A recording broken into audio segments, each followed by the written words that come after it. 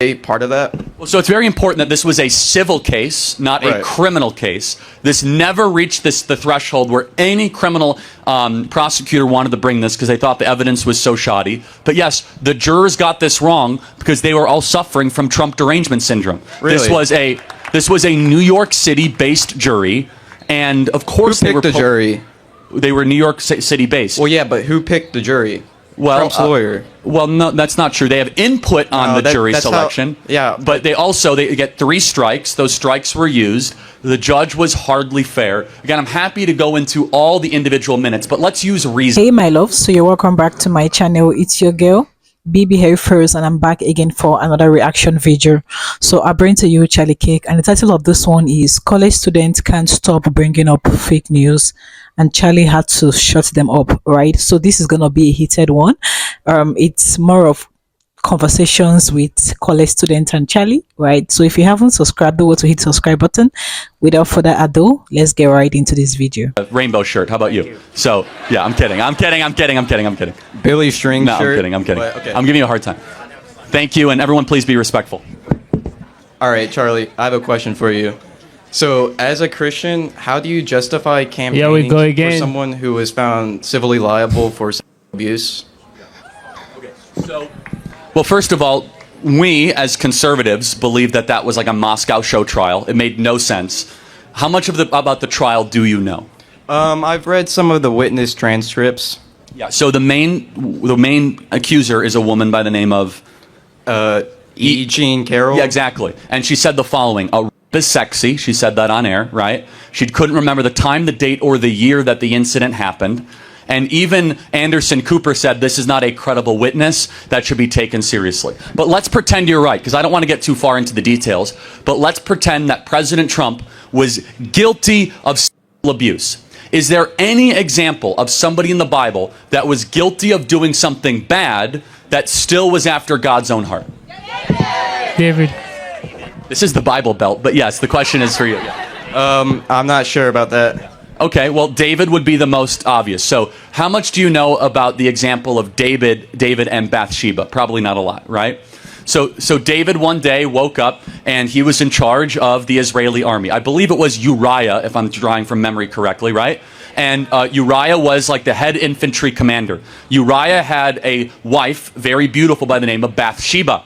Bathsheba woke up one day and was very provocatively showering for all to see. And David lustfully said, "I want that." In fact, not only did he say, did he want that, he then commissioned Uriah to the front lines of a battle to then basically get Uriah killed. Basically saying, "I'm going to kill your husband so that I could be with Bathsheba." He does that, he dies, he then weeps terribly, and God even draws him closer to him in this very, very difficult, mysterious story. A second example, of course, would be Samson. Samson is found in the book of Hebrews in the Hall of Faith. Samson lived such a colorful life that God came to him when he was in a prostitute's bed. But God called Samson for a purpose greater than his and used the jaw of a donkey to go kill, thousands of Philistines. What I'm getting at is we are all sinners that fall short of the glory of God, and God can use imperfect vessels for righteous and good causes, of which I think he used Donald Trump to help save the country. Okay. So you said that, so you think the court case was a witch hunt? Yes, I think that case was absolutely a witch hunt. And so were the jurors, specifically the ones who found him liable, were they part of that? Well, so it's very important that this was a civil case, not a criminal case. This never reached the threshold where any criminal prosecutor wanted to bring this because they thought the evidence was so shoddy. But yes, the jurors got this wrong because they were all suffering from Trump derangement syndrome. Really? This was a New York City-based jury, and of course who picked the jury? They were New York City based. Well, yeah, but who picked the jury? Well, Trump's lawyer. Well, no, that's not true. They have input on the jury selection. But they get 3 strikes. Those strikes were used. The judge was hardly fair. Again, I'm happy to go into all the individual minutes, but let's use reason. Can I be a little provocative on this for a second, guys? Okay. And I'm gonna try to prove you wrong using a little provocation, and I'm gonna be politically incorrect. Is that okay? All right. Trigger warning. Okay. So let me understand this. Here is the world's wealthiest man. One of the world's wealthiest men, worth like 10 billion bucks. He's got a show on the NBC Apprentice. He's literally married to a supermodel. He can have any woman on the world. And I'm supposed to believe at 2 p.m. in a Tiffany's store, he walks in and E. Jean Carroll, who is not exactly a supermodel, and risks his entire fortune, of which there is no accusation for 20 years, but he pops up and runs for the president, and all of a sudden she says, this guy me, even though I can't remember the day, the month, the year, 2 p.m. in a department store at Tiffany's while he was at the height of his career. I'm sorry, that's complete rubbish and political nonsense. Well, so there was a law in New York up until 2022, before 2022, or during 2022, there was a law passed called the Abuser, I can't remember the name, Protection Act or something like that.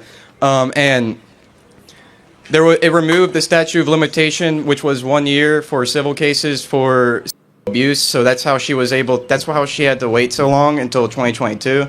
But she did not voice the accusation publicly till he ran for president, which she did in 2017, 2018. Second, the trial itself was financed by Democrat donors. Thirdly, this is such a superfluous conversation. He's president of the United States. He won. We won. The American people saw this and did not care. So maybe we could talk about issues that are happening right now, not some fake accusation from 30 years ago. It's Charlie Cake, and this still evolve around Donald Trump. Everyone knows that Donald Trump is a good man. He's a man that owns up to his word. He's a man for the people. He's a man that has the citizens' interests at heart. So truth be told, aside from his personal life, when we look at the political life of Donald Trump, you guys should know that Donald Trump is really a good person. I see a lot of person come up talking about his personal life, that he's an adulterous man, he divorced his wife, he follow women there and all that. I'm a Christian and I'm not here to come and applaud him for that. I'm not here to come and embrace him and give him accolades for being adulterous or for being a divorcee and the rest of it. But I'm not in the right position to judge, because the Bible says, thou shalt not judge. And I'm not in the right position to judge anyone. So, even the Bible, there was a time the Pharisees was criticizing someone, and then Jesus Christ came and said, if you haven't sinned, cast a stone. If any of you here aren't a sinner, cast a stone. And no one was able to cast a stone, because every one of them know that they've sinned and has fallen short of the glory of God.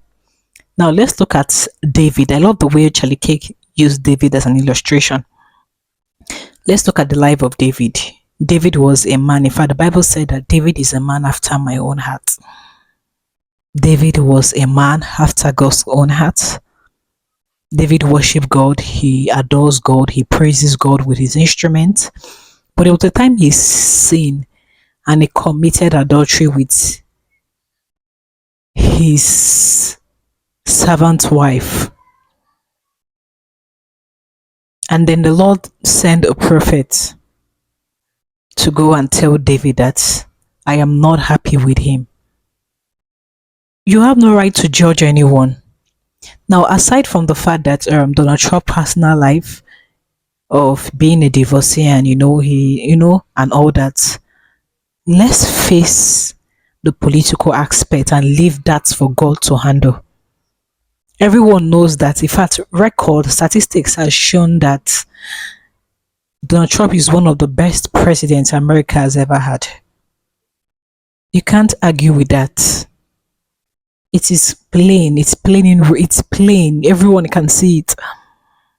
And then that lady who was trying to come up with a lady once said Donald Trump raped her and all that. These are normal things that happen when someone is trying to seek for powers. They play bloggers and they try to raise different news, different unpleasant stories, accusation, just to tarnish the political career of Donald Trump. I'm not here to take side. right? But I'm just here to stand for the truth based on his political career and based on the interest he has for Americans. You can't beat it. Donald Trump is one president I would recommend over and over again. I don't have much to say. Still your girl, Baby Harry Feels Reacts, and you're welcome to my channel. If you haven't subscribed, do what to hit the subscribe button. Subscribe, give us a thumbs up. Thank you for your love. Thanks for your massive engagement. I see you guys. You guys are doing extremely well. I love you guys so much. Don't go too far. Trust me, I'll be right back, and I'll see you in my next video. Bye.